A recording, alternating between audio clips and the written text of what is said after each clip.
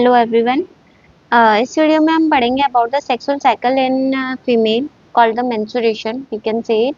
पिछले वीडियो में हम डेवलपमेंट वगैरह सब पढ़ के आए हैं, इस वीडियो में इसके मेंस्ट्रुएशन के बारे में पढ़ते हैं, ठीक है। व्हेन बेबी गर्ल, जब भी बेबी गर्ल आपकी बोर्न हुई है, उसकी ओवरी में already a ball of egg होते हैं, ठीक है। थाउजेंड्स ऑफ इमेच्योर एग होते हैं, ठीक है। We can say it immature follicles होते हैं, ठीक है। मतलब जो बेबी गर्ल है जब भी बोर्न होगी तो वो अपने साथ एग, जो इमेच्योर फॉर्म है एग की, वो लेके आती है। मतलब उसको टोटल इतने एक साथ सारे के सारे एग दे दिए जाते हैं, इमेच्योर एग, ठीक है, which is called follicle. When the girl reaches that puberty, और जब वो गर्ल प्यूबर्टी की एज पे पहुंची, मैंने बताया था आपको एट द एज ऑफ 10 और 12, ठीक है, year in the case of girl, ठीक है। जब गर्ल अपनी प्यूबर्टी के एज पे पहुंची, तब तब से एक एक फॉलिकल डेवलप होगा और मैच्योर एग बनाएगा, और फॉलिकल बर्स्ट हो जाएगा और एग बाहर निकल जाएगा ओवरी से। समझ आया? मैंने बताया था अभी आपको पीछे कि the release of egg from the ovary is called the ovulation. एक टर्म होती है ओव्यूलेशन, का मतलब क्या होता है कि ओवरी से मैच्योर फॉर्म ऑफ एग निकलना, दैट इज कॉल्ड ओव्यूलेशन, ठीक है। in human female the ovaries start releasing egg once every 28, मतलब हर 28 दिन के बाद जो फीमेल ह्यूमन फीमेल है उसकी ओवरी से एक एग मेच्योर होके निकलता रहता है, ठीक है। कब से स्टार्ट होता है? और ये प्यूबर्टी से, ठीक है। In normal healthy girl ovulation take place in 14th day, means at the middle of 28 day. मतलब जो साइकिल है, पूरी जो साइकिल है, मेंस्ट्रुअल साइकिल वी कैन से, वो 28 डेज की है। समझ आया? और इसके 28 डेज के मिडल में, यानी कि एट द 14th डे क्या होता है? ओव्यूलेशन होता है। ओव्यूलेशन मींस क्या होता है? The release of mature egg from the ओव। समझ आया? देखते हैं, ये डायग्राम है हियर। क्या होता है, जितना जो ovary egg mature egg release करती है, उतने टाइम पे क्या होता रहता है, मैंने बताया ना, at the 14th day ovulation होता है।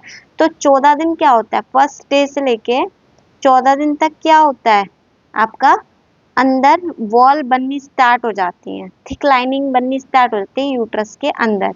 The thick lining grow in the uterus to receive the, क्या रिसीव करने के लिए? मैंने पीछे बताया था आपको, फर्टिलाइज्ड एग रिसीव करने के लिए। बस दिखाया था ना कि एम्ब्रियो एम्बिडेड हो जाता है। फर्टिलाइज्ड एग को क्या करने के लिए? रिसीव करने के लिए अंदर अंदर क्या बननी स्टार्ट हो जाती हैं आपकी, थिक लाइनिंग बननी स्टार्ट हो जाती है। अब हम थोड़ा सा ये फ्लो चार्ट से समझेंगे। At the age of puberty, puberty के एज पे जो सेक्स हार्मोन है वो रिलीज होते हैं ब्लड स्ट्रीम में गर्ल की, और क्या करते हैं, कुछ ओवा, सम ओवा टू मेच्योर, कुछ ओवा को मेच्योर करते हैं। यूजुअली वन मेच्योर ओवा is released from ovary into oviduct. Usually एक एक एग, मतलब एक मेच्योर एग ओविडक्ट में रिलीज होता है हर 28 डेज, वंस एवरी 28 डेज, हर 28 डेज बाद। Before ovulation the inner lining of uterus, जो इनर लाइनिंग है ओवुलेशन के बाद, जो इनर लाइनिंग है वो क्या होनी शुरू हो जाएगी? मोटी होनी शुरू हो जाएगी और स्पंजी होनी शुरू हो जाएगी। टाइनी ब्लड वेसल्स हो जाएंगे, मतलब मोटी होनी शुरू, थिक होनी शुरू हो जाएगी, कुशन शुरू हो जाएगी, कुशन बनना शुरू हो जाएगी। क्यों? ताकि वो क्या कर सके, फर्टिलाइज्ड एग को रिसीव कर सके। मैंने बताया था ना, ऊपर बताया था आपको कि एम्ब्रियो जो है वो एम्बेडेड होता है in the thick lining of uterus. तो थिक लाइनिंग बनाता है 1 से लेके 14 दिन तक, ठीक है। If ovum does not fertilise, अगर एग फर्टिलाइज नहीं हुआ, एग फर्टिलाइज का मतलब क्या है? एग मीट नहीं हुआ, किससे? स्पर्म से, यानी कि स्पर्म आया ही नहीं, इस एग स्पर्म से मीट ही नहीं हुआ, एग यानी कि फर्टिलाइज नहीं हुआ, तो जो वो थिक लाइनिंग है यूट्रस की वो क्या हो जाएगी? टूट जाएगी, ब्रेक हो जाएगी।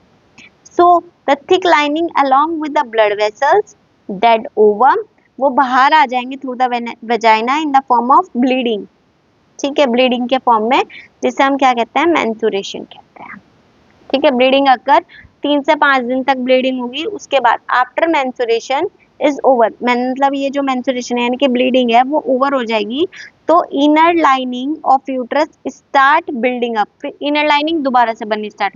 जैसे ही आपकी ब्लीडिंग फिनिश हुई, ब्लीडिंग यानी कि मेंस्ट्रुएशन फिनिश हुई, जैसे ही वो फिनिश हुई ऐसे ही दोबारा से 1 से लेके 28 तक की साइकिल दोबारा से स्टार्ट होगी, और 14th डे पे फिर से वो होगा, क्या होगा भला, ओव्यूलेशन होगा, और वो यहाँ पे बिल्डिंग अप होनी शुरू हो जाएगी। ठीक है, building up again so that it may ready to receive next ovum, दूसरा ओवम रिसीव करने के लिए। ठीक है, cycle repeated again in women after 28 days, मतलब 28 डेज के बाद दोबारा से साइकिल रिपीट करेगी अपने आप को, टिल ओवम गेट फर्टिलाइज, और कब तक करेगी, जब तक फर्टिलाइजेशन नहीं होता। Menstruation cycle is controlled by hormone, ये सब जो ये साइकिल है, ब्लीडिंग है, ये सब हार्मोन के थ्रू कंट्रोल्ड अप की जाती है। कौन से हार्मोन होते हैं, फीमेल सेक्स हार्मोन कौन कौन से होते हैं, female sex hormone, progestogen, progesterone